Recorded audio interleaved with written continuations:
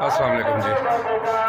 मेरी आवाज़ आप लोगों को बहुत कम आ रही हो रही क्योंकि एक मौलाना साहब आज जुम्मे लगे हुए हैं लोगों को तंग करने।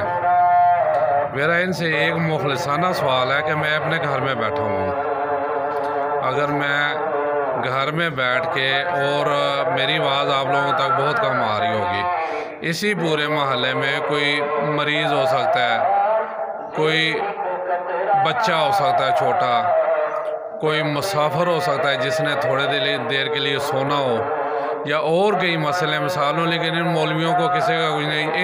इन पता नहीं कौन सी आयत इन लोगों पे नाज़िल हो गई है कि जिस पे ये ना स्पीकर पे शोर डालने को कहते हैं सीधे जन्नत पे चले जाएंगे, लेकिन यकीन माने ये दोज़ख में जाएंगे।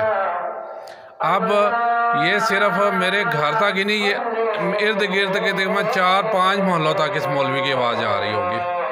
और ये आज जुम्मे को तकरीबन अला तूल सुबह 4 बजे से लेकर 7 बजे तक तो रोज़ाना होता ही है, उसके अलावा ये एक्स्ट्रा अब शुरू हो गया। अब ये शुरू रहेंगे तकरीबन 2 बजे तक। अब टाइम देख लें क्या हुआ है, ये 12 बजे से शुरू होते हैं और तकरीबन 2 बजे तक इनसे चलाओ जोश और जो है ना। इसके अलावा इनका पता नहीं है अब किसको खुश कर रहे हैं, क्योंकि इससे अल्लाह ताला तो खुश नहीं हो सकता। अल्लाह ताला तो यानी कहता है कि बंदे तेरी वजह से मेरे किसी बंदे को तकलीफ़ ना हो, तो ये क्या कर रहे हैं? आया ये बंदे को तकलीफ़ नहीं दे रहे, किसी मरीज़ को तकलीफ़ नहीं दे रहे, कोई बच्चा छोटा मासूम सो रहा उसे तकलीफ़ नहीं दे रहे। हालांकि कहा तो ये गया कि अगर नॉन मुस्लिम भी है तो उसे भी आप ऐसा कोई काम ना करें जिससे वो तंग हो और उसके दिल में इस्लाम के लिए नफरत पैदा हो। ये तो मुसलमानों को तंग कर रहे हैं और ये अब अलादुल लगे रहेंगे। अगर इन्हें कोई बात करें तो आगे से लड़ते हैं, झगड़ते हैं। अल्लाह इनको हदायत दे, मैं क्या कह सकता हूँ। अब आपके सामने है, आपको आवाज़ आ रही होगी। ये तकरीबन अब 2, 2.5 या 3 घंटे ये बने हैं, ये लगे रहेंगे। ये पता नहीं किस रहे हैं, फिर आपने तो कुछ और कहा है। इबादत वगैरह बंदा तेरे और मेरे दरमियान है, कुछ लोगों को शो करा रहा है। सिर्फ स्पीकर का मतलब है अजान देना बस, और ज़्यादा से ज़्यादा उसके अगर एक्स्ट्रा कोई दूसरा काम कर सकते हैं तो वो जमात कराएं, नमाज पढ़ाएं, ताकि अगर मेरे जैसा बंदा भूला भटका कहीं चला जाए, मस्जिद का सोच ही ले तो उसे 10 बंदों से पूछना ना पड़े, और जमात की आवाज़ आ रही है सीधा मस्जिद में चला जाए। लेकिन वो ये काम नहीं करेंगे, ये अपना शोर डालेंगे। ये अपनी सुबह 4 बजे उठ के नाते पढ़ेंगे और दिल की किया तो रात को 10 बजे भी स्पीकर खोल लेंगे। ये सिर्फ हमारे पाकिस्तान में है और कहीं नहीं है मेरा ख्याल है। और ये एक ख़ास तबका है, वो आप लोगों को भी पता होगा कौन सा तबका है, जो हट धर्मी बल्कि अब तो गुंडागर्दी पे आ गया। इसकी छोटी सी मिसाल दूँ, मैंने अपनी मस्जिद में गलती से एक सुबह सेकंड मौलवी है जो उसे कह दिया गया तू लोगों को तू क्यों तंग करता है, क्यों तंग करता है लोगों को, तू नात पढ़नी है तो यहाँ बैठ, तू पढ़, मैं सुनता हूँ। लेकिन उसने बड़े मौलवी की तरफ इशारा कर दिया जी मुझे इसने कहा है। बड़े मौलवी का तो उसने बात ही मसलक से शुरू की कि भाई ये अहले सुन्नत वाल जमात की मस्जिद है, यहाँ नाते तो पढ़ी जाएंगी। मैंने कहा जनाब मैंने ये नहीं कहा नाते ना पढ़े, मैंने तो कहा यह मस्जिद में बैठ के लोगों को सुबह 4 बजे क्यों तंग कर रहे हैं। जो लोग सो रहे हैं उसमें बीमार होंगे, उसमें बच्चे होंगे, उसमें सुबह उठ के कहीं जाना होगा, वो थोड़ी देर के लिए आराम कर रहे होंगे। वो जनाब उन्होंने इतनी बात उसे धमाई 2-3 बंदे ने सॉरी मुझसे पूछा, उसमें एक ने तो बड़े पोलाइटली पूछा, मैंने उसे बताया तो उसने कहा यार ये ठीक तो कह रहा है, लेकिन बाकियों ने वो जी तुसी मसलक फैला रहे हो, तुसी ऐ नहीं करना आगो तो इस मस्जिद लड़ाई झगड़े वाली कोई गल ना करो, यानी तंग आके मैंने वो मस्जिद ही छोड़ दी।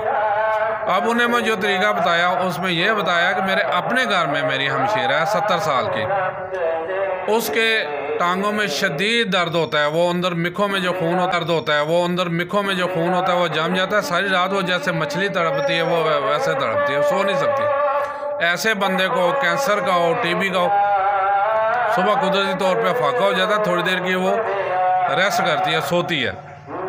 कोई भी बीमार हो, जब सोने का टाइम होता है मौलवी उठ खड़े होते हैं 4 बजे, आके स्पीकर ऑन कर लेते हैं, वो उनकी नींद जो है ना वो ख़राब हो जाती है, डिस्टर्ब हो जाती है। तो आया उन्हें नेकियां मिलेंगी, सवाल ही नहीं पैदा होता उन्हें नेकियां मिले। ये तो इन्हें पता लगेगा ना जब इन्हें लितर पड़ेंगे। जब इनको आगे जाके कान पकड़ाए जाएंगे और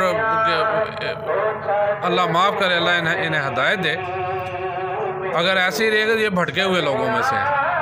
अल्लाह ये नहीं कहता, अल्लाह ये कहता है कि ऐसी इबादत बिल्कुल ना करो जिससे लोग तंग हो।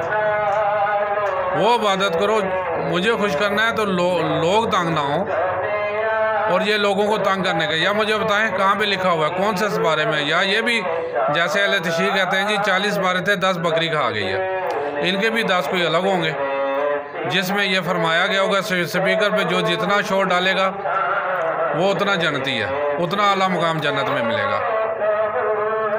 तो शायद वो इनके भी उस बारे बकरी खा गई, क्योंकि हमने तो ना सुना ना पढ़ा ना देखा, लेकिन इनका यही कमाल है, अगर इनसे बात करो लड़ने पे आते हैं। अब इन्हें अल्लाह समझाए, लेकिन एक ख़ास हद तक अल्लाह भी समझाता है, फिर छोड़ रस्सी ढीली छोड़ देता है। वो कहता है आओगे तो मेरे पास ही। फिर उधर वही बात जो सुना थानों में होता है, आज हमारे बालमा तेरा इंतज़ार है। तो इन्हें अल्लाह हिदायत दे, ये बाज आए अपनी हरकतों, ये इस्लाम की कोई सेवा नहीं कर रहे, इस्लाम की कोई खिदमत नहीं कर रहे, ये एक हड धर्मी है जो इनके बड़ों ने इन्हें बताई, ये आगे आप फैला रहे हैं। एक दिन एक छोटा कोई 3 साल का बच्चा लगा हुआ था स्पीकर पे, अपनी टूटी फूटी उसमें नात पड़ा। मैंने कहा ये आने वाले वक्तों के लिए तैयार हो रहा है। हालांकि इस बच्चे को सिखाया जाए कि असल इस्लाम क्या है, इस्लाम किसे कहते हैं, हमारे नबी ने हमें क्या सिखाया। दिन को लोगों की खिदमत करते थे और मस्जिद में नमाज जरा ना बाजमात अदा करते। बल्कि एक दिन तो मैंने ईशा की नमाज के बारे में ये भी सुना कि घर में वो देर तक सोए रहे, और यही कहा कि ईशा का बेहतरीन टाइम जो नमाज पढ़ा, पीछे 12 साहबा इंतज़ार करते रहे और लेट उठ के जाके नमाज के, बेहतरीन टाइम ईशा का पिछले पहर है।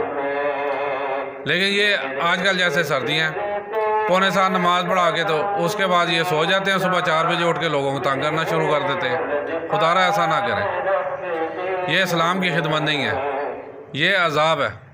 ये इस टाइम आप जैसे लोगों को अजाब दे रहे हो, आप लोगों के लिए भी एक ऐसा अजाब तैयार हो रहा है, इससे भयानक अजाब तैयार हो रहा है। नहीं बाज आओगे तो फिर आपके हिस्से में अजाब ही है। बाज आ जाओ अपनी हरकतों से, और कुरान पाक खोल के पढ़ो, बातर्जमा पढ़ो, सिर्फ सूरह फातिहा पढ़ लो तो उसमें बहुत कुछ है, आपको समझ आ जाएगी।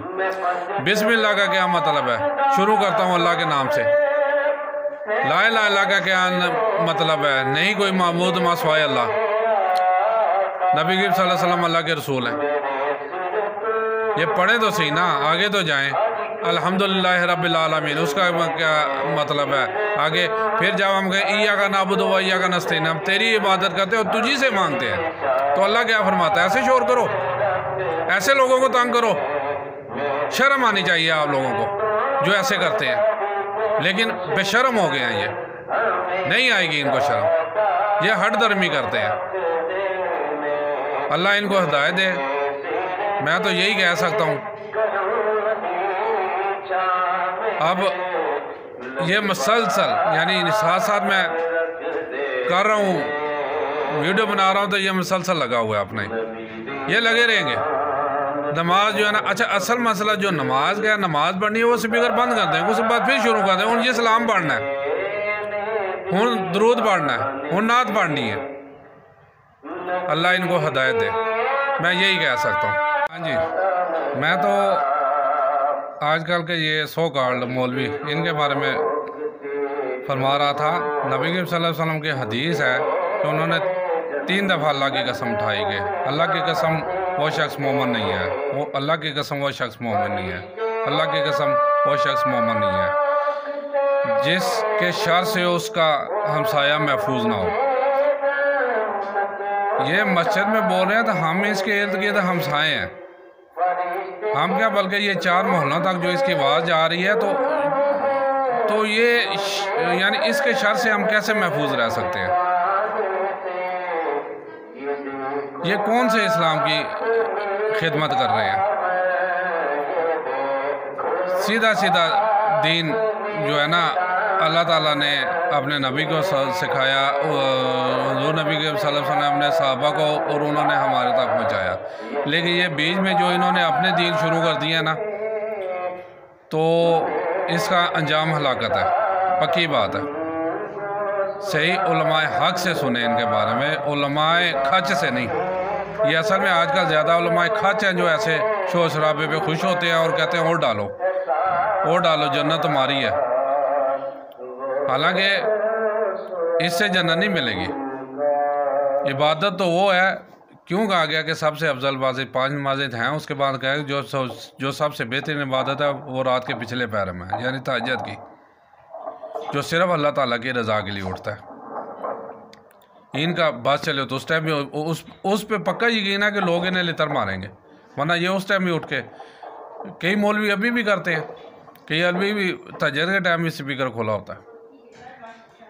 तो खुदारा बाज आ जाए, मैं यही कह सकता हूँ, ये अच्छी बात नहीं है।